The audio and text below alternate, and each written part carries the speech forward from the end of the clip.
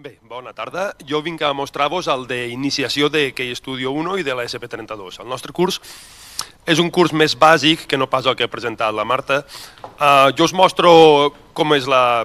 Ja l'havíem fet el curs anterior, com l'hem millorat una miqueta. El tenim aquí, qualsevol sessió obrim i tenim tant per 1 com per SP32 el que treballem. Si aquí obrim la tira nanopíxels, ens obre un document on en tenim en quina caixa estan tots els materials que necessitem, a part de la placa, tenim tots els sabers, els blocs que necessitem. És a dir, és un curs molt bàsic per a portar directament a l'aula i aleshores utilitzar-lo amb els alumnes de l'aula, els elements que necessitem, el muntatge i els programes els tenim aquí tant per blocs com per si volem donar-los als nens a classe, com si venim aquí i obrim un d'aquests, doncs ens obre ja els blocs en el programa. Ja podem ja, a partir d'aquí, compartir als alumnes, si no surt, o donar-los una idea, doncs aquí tens aquests, a partir d'aquí millora'l, com tenim en els reptes d'ampliació, doncs què han de fer ells. D'acord? Això és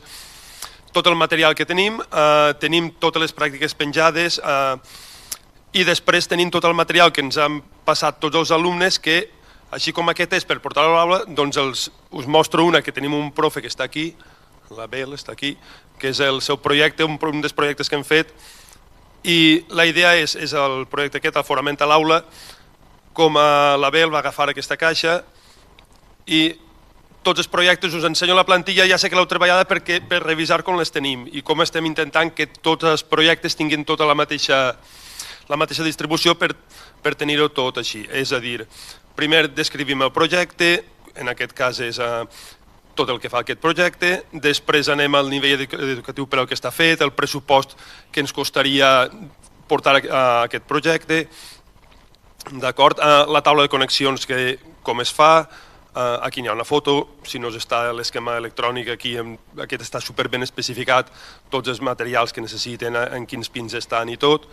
D'acord, el procés de muntatge, aquí la Bel ens diu no, solament farem una caixa utilitzant això, com la talladora làser com talla la caixa, etc. Aquí està la caixa, procés de muntatge, caixa muntada amb tots els sensors aquí muntats, tot el cablejat, com sortiria.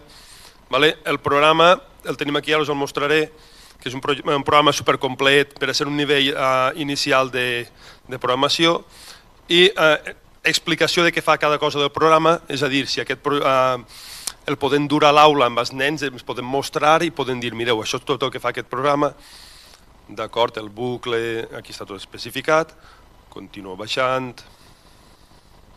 d'acord, amb totes les funcions, que és un projecte supercomplet, i al final, com sempre, tenim tant l'enllaç al vídeo, que si li pico, bueno, no se'n deixarà, per sort cancel·lo aquí, tinc el vídeo aquí un moment. Sí, aquí. Espero que se m'obri. Que és això, no sé si sent. No sent. I és això, i és el... No, soc jo. Sí, no. I és el... Com funciona...